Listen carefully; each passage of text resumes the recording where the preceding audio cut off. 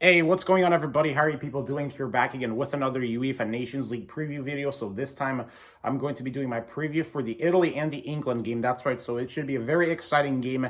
And the thing about this group here is that England so far, their campaign is getting off to a super rough start. I mean, they lost against Hungary and they drew 1-1 yesterday with Germany. And it was a heck of a game. But Germany, though, they looked very solid over England here. And I think that it was super lucky that England got that penalty right there, because obviously England, they were awarded a penalty and Harry Kane scored that penalty to draw the game and, prevent England from losing another game. So obviously, heading into this game, Italy so far in this tournament, they're looking super, super sharp. I mean, what else is there to say? Pellegrini so far, he's been the best player on the Italian national team so far in this Nations League campaign, and he's doing a fine job, and I think that he's been the player that stepped the most up for Italy, in Chiesa's absence and all that stuff.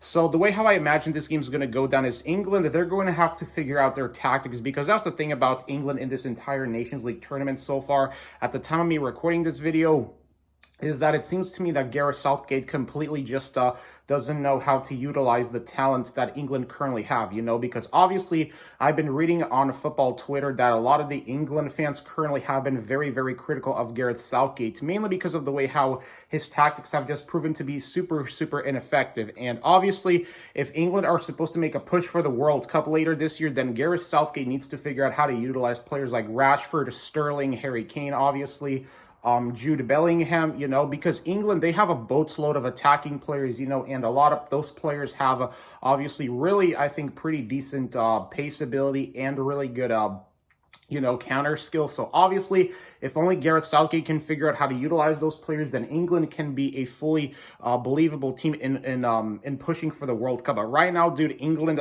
their tactics so far have been really practically abysmal. That's the best way I could say. And I think it's mainly due to the fact that Gareth Southgate, he needs to emphasize less on playing defensively and emphasize more on playing a attacking style of football. That's going to be a big threat to any back four, because you look at this England team has boatloads of depth in their front three attack, and there's no excuses for Gareth Southgate to not utilize this team efficiently. And that's the thing, man. I feel like that England so far in this entire tournament have really just mainly lacked efficiency and just the overall finishing touch. Because you look at Italy here, man.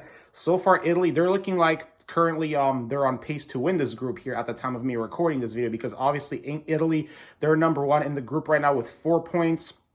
So right now with Italy here, man, if they win their next game against England, then I think it's safe to say that Italy, they've already wrapped up this group here. So honestly, I still think that England, I still think they're going to play way better than in their Germany game and in their Hungary game, especially these last two games. Like, I think that against Italy here, that's going to be the determining factor for England here, because if England fail to win that game, then I don't think they're going to make it out of this group stage here. Now, obviously, Germany and Italy are very challenging opponents, but one thing I did not expect England to do was just all of a sudden start off very, very sluggish, because what I've noticed from England is that they dropped their 3 points against Hungary, and now they almost dropped another 3 points playing Germany here.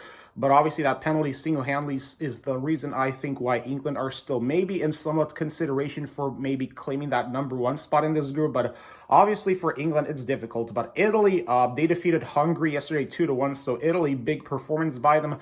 But Hungary, I think they played fairly decently against Italy. One thing I did not expect to do was seeing England get really upset by Hungary. I think that's still the biggest shocking result here, is England getting upset 1-0 by Hungary for the first time in over almost a quarter, or 60 years or 50, because that was Hungary's first win over England in a very long time. So obviously for England, man, they have a lot of work to do, particularly figuring out how Gareth Southgate will approach this game, because Italy still here, man. They still have a solid team, even though they don't have Chiesa.